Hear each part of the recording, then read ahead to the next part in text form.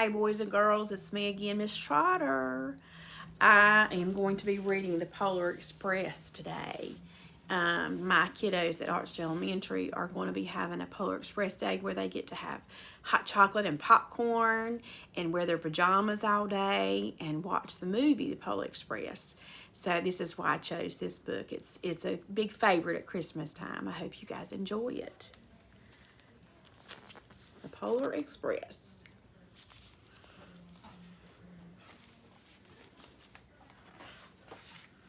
Written and illustrated by Chris Van Allsburg. I like the pictures in this story.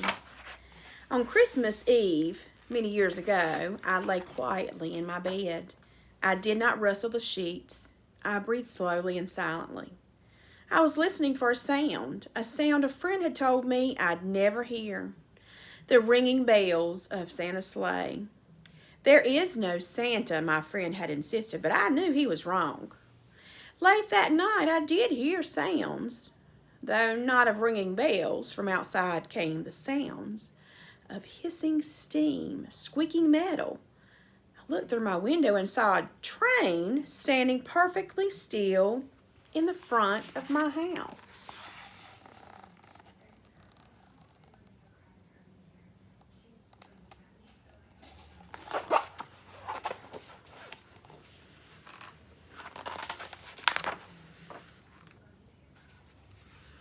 It was wrapped in an apron of steam.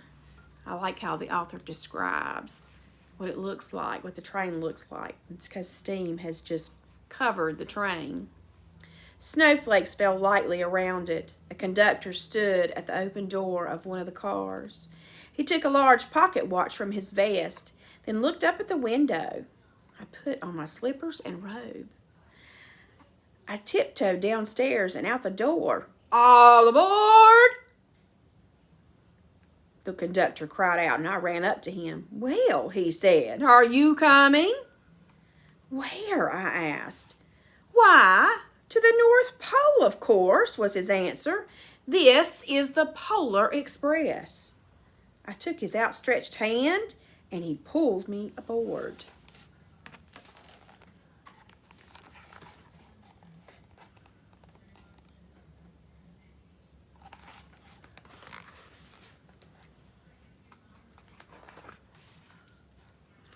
The train was filled with other children, all in their pajamas and nightgowns.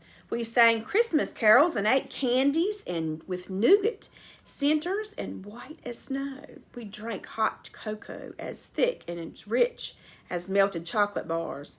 Outside, the lights of towns and villages flickered in the distance as the Polar Express raced northward.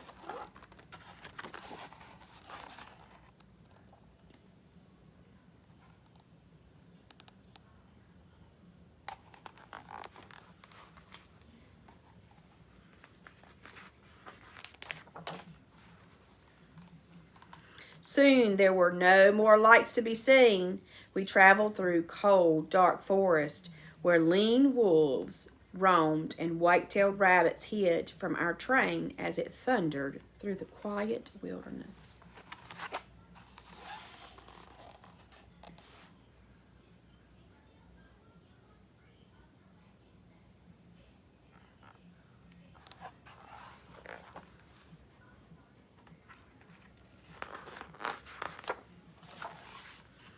We climbed mountains so high it seemed as if we would scrape the moon. But the Polar Express never slowed down. Faster and faster we ran along, rolling over peaks and through valleys like a car on a roller coaster.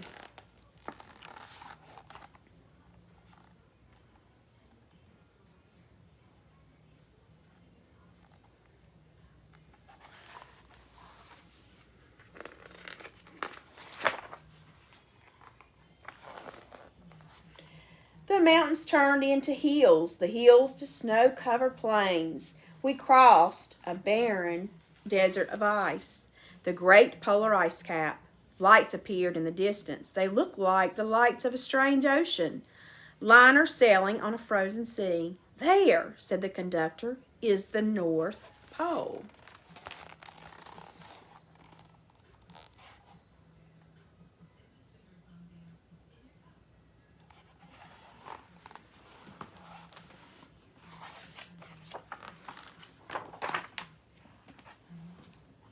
the North Pole.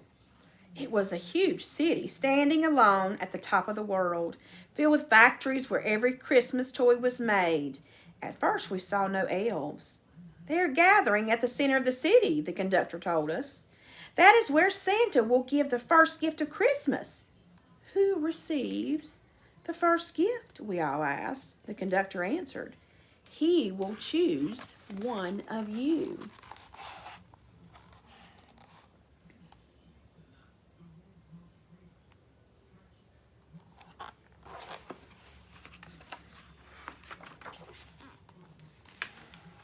Look, shouted one of the children, the elves!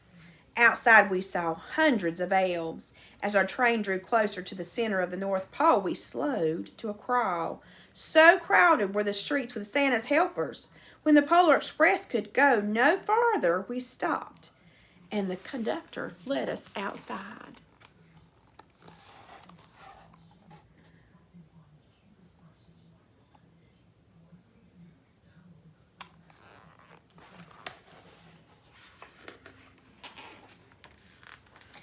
We pressed through the crowd to the edge of the large, open circle. In front of us stood Santa's sleigh.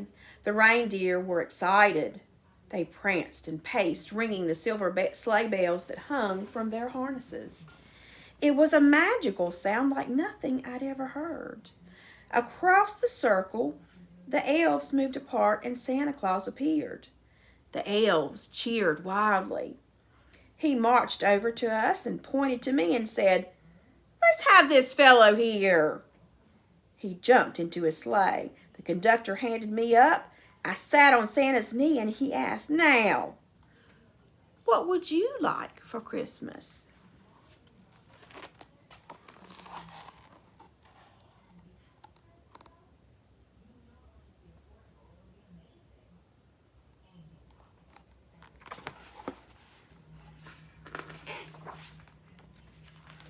I knew that I could have any gift I could imagine, but the thing I wanted most for Christmas was not inside Santa's giant bag.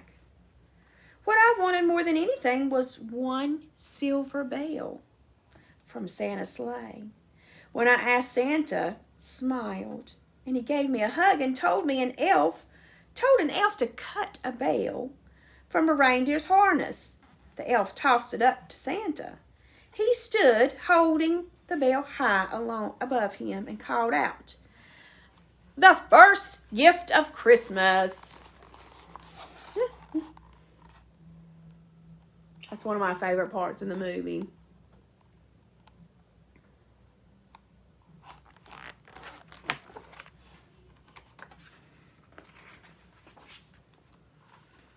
A clock struck midnight as the elves roared their approval.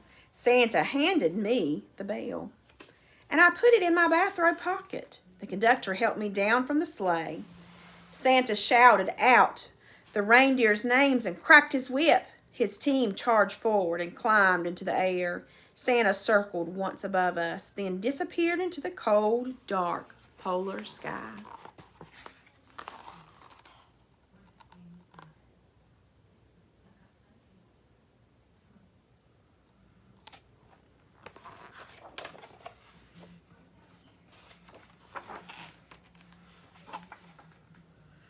As soon as we were back inside the Polar Express, the other children asked me to see the bell.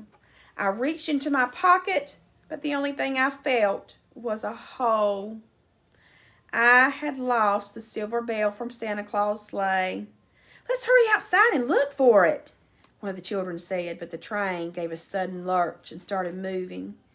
We were on our way home.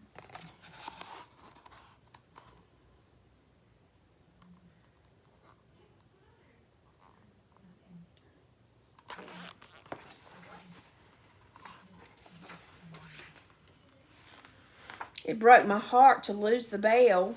When the train reached my house, I sadly left the other children. I stood at my doorway and waved goodbye. The conductor said something from the moving train, but I couldn't hear him. What? I yelled out. He cupped his hands around his mouth. Merry Christmas, he shouted. The Polar Express let out a loud blast from its whistle and sped away.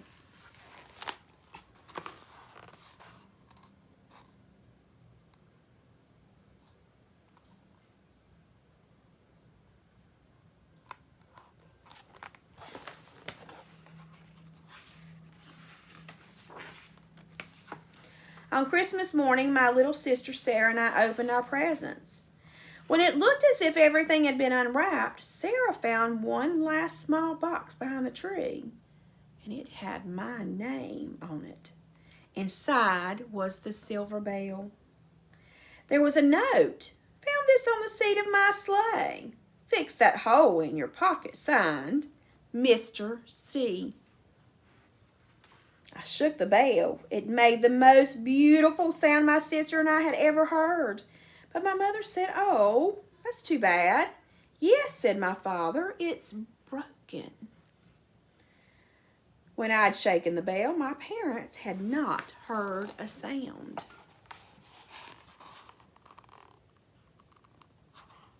I wonder why Mom and Dad did not hear the sound of the bell ringing.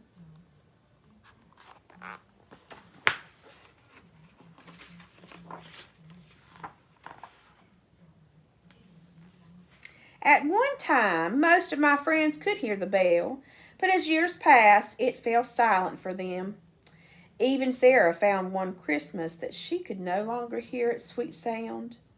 Though I've grown old, and the bell still rings for me as it does for all who truly believe. Well, guys, that's the end of my story for today. I hope to see you next time. I'll talk to you soon. Bye-bye.